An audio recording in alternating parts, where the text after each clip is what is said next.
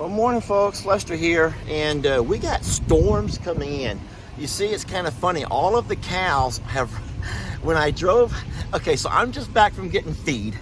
I went to the feed store. It's my weekly feed store run. And as I pass by the road, all the cows are starting to get up. They like to sleep by the road and hang out there because they're like, this is gonna sound mean. The cows are a lot like older folks. And you know how sometimes older folks will sometimes sit in their rockers or sit out in the yard and watch cars go by? So our longhorns are just like that. They go down by the road and they hang out there. Now they'll graze throughout the day, but their hangout location is right by the road. And it's funny because it reminds me of a bunch of old people, which there's nothing wrong with this, but they just sit there watching cars go by. And I know that as these cars come by, a lot of the cars will slow down and stop to look at them. So it's kind of like this. Yeah, I think you get what I mean. Anyway, it's starting to storm, and all the cows are running up to the barn like, oh my God, don't let us get wet. Can't get wet, which is cute. Let me turn my camera around. Now, the problem is the winds have blown all of the stall gates shut. That is a real problem. Look, the cows want to go inside the stalls and the wind is coming out of that direction and it has blown all of my gates shut. So I do have straps that I put around the gates. I will walk over and open all my gates up. So now Tex is smart. Tex was like, wait, the other side's open. I'll just go on the other side, but don't let me get wet. God forbid I get wet. How cute and how sad. We can certainly use the rain. You know, our pond is still a work in progress. And I can't say exactly if it's been sealed off or not. Reason I say that is because the pond has been fuller than this. That wind is gonna be something, guys. I know it's gonna be hard to hear me. The pond has been quite a bit fuller than this, a couple of feet higher than this already this year. And it's seeped down that far. So if you don't already know this, sometimes when you get your pond dug, they have to bring in clay. Clay is a sealer, but sometimes it'll take time for that pond to seal. So I remember back to the ponds that I'm a survivor, and the front pond already was an existing pond. So it had a very solid, nice base. And so there was never a problem with it sealing from the time they dug it out until our first rains began to fill it. But if you remember, our back pond on that dry, sandy hill did not have a natural base. They had to bring in some clay and they packed it. And the pond would fill up and then it would empty. And I'm like, where's all the water going, Paul? And he's like, it takes time for that, that clay to seal itself. And it would fill up again and then it would empty. But it took a year or so, and now when it fills up, it stays full. And so we believe the same thing will happen here. They brought in so much clay. I believe it was 80 loads of clay they put here. And so at some point, it will seal itself. It takes time, but it will eventually seal. And then all these little rains will begin to accumulate, and we'll have a nice full pond. And that will also be, we have to allow that to happen before we can start applying the chemicals and doing the aerator and, hoping to get it stocked with fish. All right, what's happening over here? All the gates have blown closed. I've come to fix that problem. It's not raining hard and everyone's fine, but isn't it great how they actually go into the barn on their own? That really is a great thing, that they choose to go in the barn on their own. Not many animals, not longhorns, will do that, y'all. Cows in general are not known to be barn dwellers. And then, of course, the horses, who are the aristocrats of the group, are out there on the pastures like, this is nothing. They're completely content to be in the rain. Y'all give me a moment here. I got to tie these gates open. So this here is the bigger shock of all. Wouldn't you agree that getting Tex to walk inside of a barn on his own is the biggest shock of them all? That makes me so proud to know that he trusts me enough to realize that there's nothing that's going to hurt him here. He's still a bull. He's 100% on guard all the time. Yet, he knows that he can be, he can trust the barn to keep him and his family safe. Oh boy, here comes Marilyn and Jezebel. Oh, look at them longhorns just bumping into everything. Sweetie, I'm not doing feed up right now. She's like, hey, Dad's gonna feed early. I'm not feeding at all right now, sweetie. It's early. I want y'all to work for a while. You gotta work the pastures, baby. You are a mess. This girl is a mess, our sweet Ivy. So this hair is shedding little by little. You can see she's nice and slicked down in some spots, but she still has quite a bit of winter hair that should be coming out really soon. She's been dewormed. And a lot of times, if they have this kind of hair in the heat of the summer, then you know it's a worming issue. But it's still fairly early. And don't forget, just 2 weeks ago, we were dropped below freezing. So remember, we got our alpaca sheared, and the next week it was freezing. It dropped below freezing, or right down to freezing. So, oh boy, now I'm getting pushed around. Now I'm getting pushed around by a sweet girl who wants loving. Okay, you're not gonna, oh, I see you got your little stick of grass there. You brought that up with you? Okay.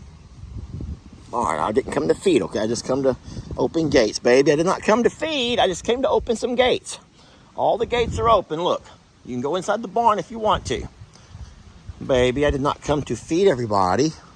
This is hard. Now I'm gonna feel guilty about not feeding, and I probably should, but I'm not going to, baby. It's too early. I want y'all to enjoy your pastures today, and I'll feed you this afternoon. We have a very consistent routine, and I don't want to get off of that if I can help it. Look at all that. Look at all that hair coming off of you. This looks like dreads. That's crazy. All right, so Jamie is cooking us some stuff from her garden. But we're excited that our chickens can have some of these, the little ends here. And I'm also going to do, since it's raining outside, I want to go ahead and do Dixie's morning meds. You do a full cup or half a cup? Half a cup. We're about out of cereal. This is her little pain kill. Now, guys, do not judge, okay? These are working man's hands. These are working man's hands. Yeah, you always know it's a rainy day when everyone wants to come in and just kind of lounge around. Yeah, the same thing we all want to do. We all want to lay around on rainy days. So the chickens, they have their own spot to go when it's raining, but I'm going to toss these veggies inside there with them. Y'all give me one moment. Now y'all come out whenever it stops raining and eat these, okay? You guys are going to be shocked at how fast those will all be gone. They'll be gone in 10 minutes. Those will all be gone. Not now, though. They're going to hang out inside their little clubhouse. They're going to hang out in the clubhouse where they're nice and dry. All right, I'm coming, Dixie and Beverly. Beverly knows what time it is, so I have to make sure Dixie gets the pill. That's her pain pill, guys. We give her a pain pill every morning. And then she knows the red cup. Look, she knows the red cup. Look how she's perked up. She looks so pretty with her new haircut.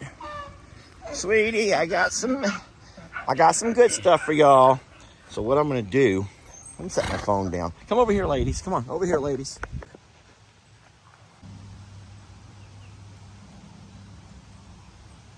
So I still have the pain pill in my hand here. I'm waiting for Dixie to walk over. And I may have to go to her. Dixie, walk over here. She's like, I don't trust you. I do not trust a man. I do not trust men. I've learned in my days you don't trust a man when he comes bearing gifts.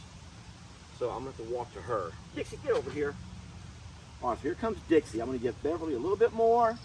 Now, here goes the magic. Here goes Dixie's and her pain pill. All mixed together right there. And I got to make sure she gets it. She's not going to drop anything. Nope. Ba-ba! She got every bite. Now, she also has an afternoon med that we give her. But I'll let Jamie talk about that one. That's the more complicated one. The pain pill is kind of help her cope with the pains. Well, the pain. She helps her cope with the pain. Here's a question for you all. What do you do to cope with the pain? That's all. That's all. No, what do you do to cope with pain? We all have pains. We all have pains. And we all have to find ways to cope with them. So what do you do to cope with your pain? Don't be embarrassed or don't be shy. What, do you smoke a little weed? I ain't raising no hands, but I know plenty of people who smoke a little weed to help with pain. All right? So the goats are doing what goats do on rainy days, which is pretty much hide out inside the loafing sheds. We do have a little tussle going on over here, though. That looks like Brady, Lenny, and looks like Shirley Bird are all having a pushing and shoving match, and I'm not real sure why. But they've not gone inside the loafing sheds, and that's a little bizarre, but it is what it is. Carl's over here hanging out, thinking about laying down. Sometimes their birds will lay flat to keep their underbellies dry. Their feathers have a oil residue that helps all the water run right off of them. So you see birds laying out in the coldest and wettest of conditions, and the elements, and they're fine. They somehow keep themselves warm and dry even though they look saturated. So I'm standing here inside of the shop to stay out of the rain, but this one chicken here is highly debating on whether he should come out and get some of them veggies or not. He's like looking around like, man, they look good. But no, he just doesn't want to have to deal with the elements right now. And they'll still be there later, buddy.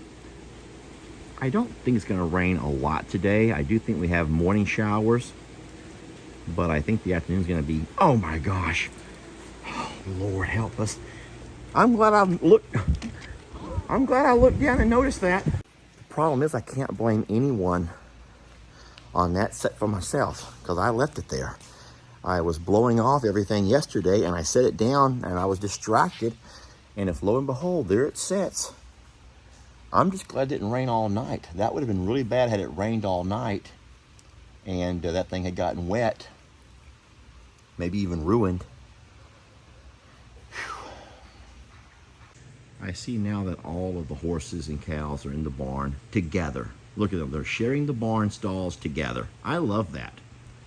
I'm glad we have the option of having a large barn that can stay open so they can go in and out as they choose. Everyone knows, and this is not going to be something to argue about, but everyone knows that most large cattle ranchers do not have shelter for their animals. They're very conditioned to, or at least their cows, they're very conditioned to the elements, and so they don't provide shelter. But we are blessed, I will just say blessed, that we're able to have a place for them to go. And then it's obvious, you can see for yourselves, that if they have a choice, now if there were no choice, then they would obviously sit and find a tree or just sit down and bear it. But when given choices, this is what they choose to do. They choose to come out of the rain, come out of the cold, come out of the wet. We saw this past winter how Tex and Santana pretty much took over the little Dixieland shed, the loafing shed that we built for her. They found a way to stop that cold north wind, and they took full advantage of it. And so for as many people who says, oh, Lester, they're cows, they don't need, Lester, they're cows, they don't need, and that goes from everything from a fresh water source to shelter. Listen, you can say what you want to say, and there's going to be for every different person, there'll be a different opinion. But I think that you give them options between pond and fresh water, clean fresh water, they're going to pretty much always choose clean fresh water. Now, if you don't give them a choice, will they survive on pond? Well, heck, yes, they will. But sometimes when we have choices, we can find ourselves. You know what I'm saying, though. It's nice when you give your animals choices when it comes to all of all of their needs. In case you're wondering about that meal Jamie was cooking, she made some yellow rice, and then we got zucchini, broccoli, squash, and then we put some little shrimp in there. And onion. And onions. And some biscuits. Now, of course, talking about choices, macaroni and cheese.